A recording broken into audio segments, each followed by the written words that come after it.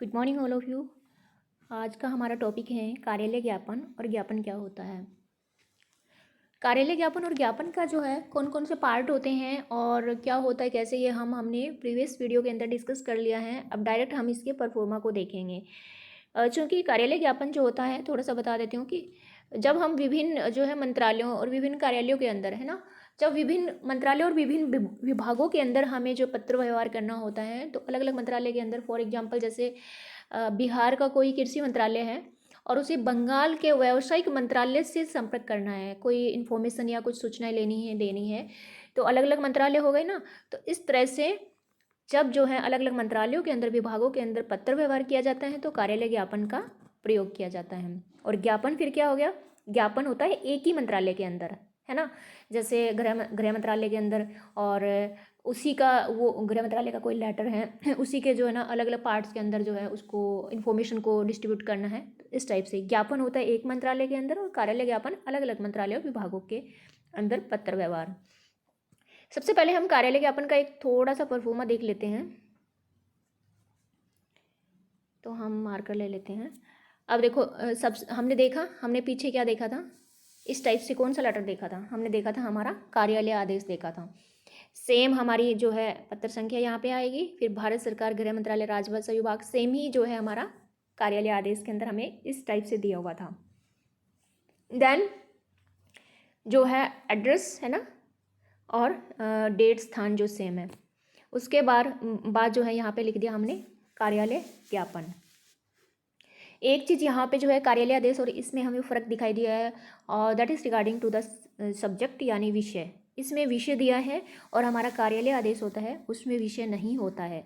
तो इसमें देखो विषय जो है किसके बारे में है, ये भारत सरकार के मंत्रालयों विभागों में गठित की जाने वाली हिंदी सलाहकार समितियों में राजभाषा विभाग द्वारा नामांकन के प्रयोजन हेतु तैयार की जाने वाली विद्वानों की सूची के लिए आवेदन मांगने की तिथि बंद करने के बारे में, है ना।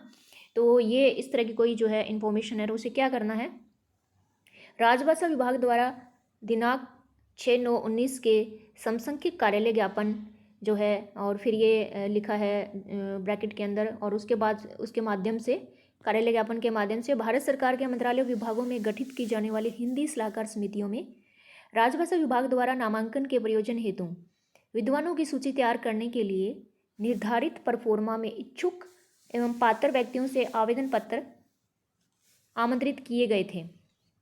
ये पहले की बात बता रहा है, ये इतनी इतनी तारीख को। तो फिर क्या हुआ, उपरोक्त प्रयोजन हेतु विभाग में पूरे भारतवर्ष में पर्याप्त संख्या में आवेदन पत्र प्राप्त भी हो चुके हैं, इसलिए विभाग द्वारा आवेदन मांगने की प्रक्रिया को अब बंद किया जा रहा है ना। किसी जो है ये जो कार्य ये इन्होंने बताया है, इसलिए जो ये जो राजभाषा विभाग की कोई समिति है, इसके गठन के लिए जो है कुछ व्यक्तियों से भाई कौन ही इसके लिए एलिजिबल हैं, तो इनके लिए जो है आवेदन मांगे गए थे वो आ गए हैं। तो इस टाइप से जो है ना अब कह रहे हैं कि अब बहुत आवेदन आ चुके हैं और अब हम इस जो है डेट को बढ़ा भी दिया था, अब हम इस डेट को यहीं पे जो है ना स्टॉप करना चाहते हैं कि आवेदन पत्र और नहीं एक्सेप्ट किए जाएंगे। तो चूंकि ये इन्होंने कार्यालय ज्ञापन जो है भारत सरकार गृह मंत्रालय का है और इसने भेजा कहाँ है, विषय में ही सब पता लग जाता है, भारत सरकार के मंत्रालयों, है ना। ये देखो विषय के अंदर भारत सरकार के मंत्रालयों में, तो एक मंत्रालय की बात नहीं है ना, अलग अलग विभागों की भी बात है। तो ये लेटर जाएगा नीचे देखो सेवा में, और यहाँ सबको पता है सेम ही है। एक चीज़ जो है कार्यालय ज्ञापन में यहाँ पे फ़ोन नंबर जो है लिखा हुआ है, जो कि कार्यालय आदेश में यहाँ पे नहीं होता है ना। और वही हमारा एड्रेस होता है, नेम होता है, डेजिग्नेशन होता है। और चूँकि आपको एग्ज़ाम में नाम नहीं लिखना है, मैं बार बार बोल रही हूँ क ख ग लिखना है, क्योंकि ये लेटर जो हैं ये ओरिजिनल है, ओरिजिनल इन द वे कि ये किसी रियल लेटर है, वो नहीं है कि कोई परफॉर्मा आपको जैसे क ख ग इस टाइप से बता रहे हैं। आपका परफॉर्मा आपकी पुस्तक के अंदर दिया हुआ है जिसे आप देख सकते हैं, लेकिन मुझे लगा कि कैसे लिखते हैं ये भी आपको बताया जाए कि अगर हम ऑफिस में इसे यूज़ करते हैं तो कैसे लिखते हैं। इस सेम लेटर को, जैसे कोई लेटर लिखना, ये कार्यालय ज्ञापन आपको आ जाए लिखना कि कोई भी लिखो, तो आप एज इट इज़ कॉपी कर सकते हैं, यानी अपने मन से लिखेंगे। लेकिन इसमें जो नीचे लिखा है संयुक्त निदेशक नीति जो है, ये आप लिख सकते हैं। ऊपर निहारिका सिंह जो है ये नाम नहीं लिख सकते, यहाँ पे आपको एबेस है और क ख ग इस टाइप से लिखना है। और फिर जो देखो सेवा में, सेवा में क्या है, भारत सरकार के सभी मंत्रालय विभागों को इस अनुरोध के साथ कि वे इस जानकारी को अपने सभी संबंध एवं अधीनस्थ जो है उसके जो भी संबंधित और अधीनस्थ कार्यालयों के संज्ञान में लाए। कहाँ का भेजा है ना। और NIC राजभाषा विभाग कृपया संलग्न कार्यालय ज्ञापन को विभाग की वेबसाइट पर भी अपलोड करवा दें। अच्छा, तो इस तरह का कार्यालय ज्ञापन मुझे भी मिला था।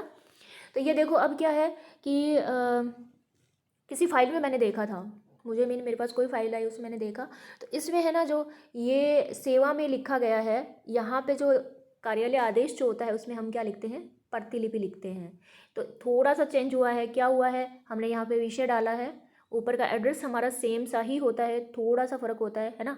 और नीचे जो है मेन जो बॉडी होती है बीच की, क्लेवर जिसे बोलते हैं, उसमें तो आप अपनी अकॉर्डिंग टू सिचुएशन, ये समितियों के गठन से आवेदन पत्र से संबंधित है, कोई दूसरा कोई और चीज़ से संबंधित हो तो वैसे आप लिखेंगे। राइट साइड के अंदर हस्ताक्षर जो किए जाते हैं ये वाले, यहाँ जो है सेम ही है, बस फ़ोन नंबर यहाँ पे ऐड हुआ है। उसके बाद जो है प्रतिलिपि की जगह हम यहाँ पे सेवा में लिखा है, सेवा में भारत सरकार के सभी मंत्रालय, और ये जो भी NIC जहाँ भी इसको अपलोड करना है। तो इस तरह से जो है ये हमारा हुआ कार्यालय ज्ञापन। अब हम देखते हैं कि कार्यालय ज्ञापन तो ठीक है, लेकिन ज्ञापन क्या होता है। क्योंकि कार्यालय ज्ञापन का एक और नमूना भी हमारे सामने प्रस्तुत किया गया है। नीचे देखो इसमें क्या दिया हुआ है, ऊपर का सेम ही है, पत्र संख्या ये सब, कार्यालय ज्ञापन और विषय दे दिया। और भारत सरकार के गठित की जाली कर सराकर समितियों में राजभाषा विभाग द्वारा नामांकन के प्रयोजन हेतु विद्वानों की सूची तैयार की जाती है। अब ये जो है ना ऐसी कोई ये आप देख लेना, इस तरह की कोई सूची तैयार की जाती है। फिर उसके बाद है ना हमें क्या देखना है, ये तो उनकी कोई बात है जो भी कहना था। उसके बाद देखो यहाँ पे वही सेम हस्ताक्षर और सेवा में, तो ये दोनों चीज़ें मैंने बता दी। नीचे इंग्लिश में भी लिखा हुआ है ना, इंग्लिश हिंदी तो सेम ही है। और आप देख सकते हैं, अगर इंग्लिश में भी अगर किसी को लगे कि इंग्लिश ईजी है तो यहाँ से आप इसे देख सकते हैं। अब हम देखते हैं हमारा ज्ञापन क्या है।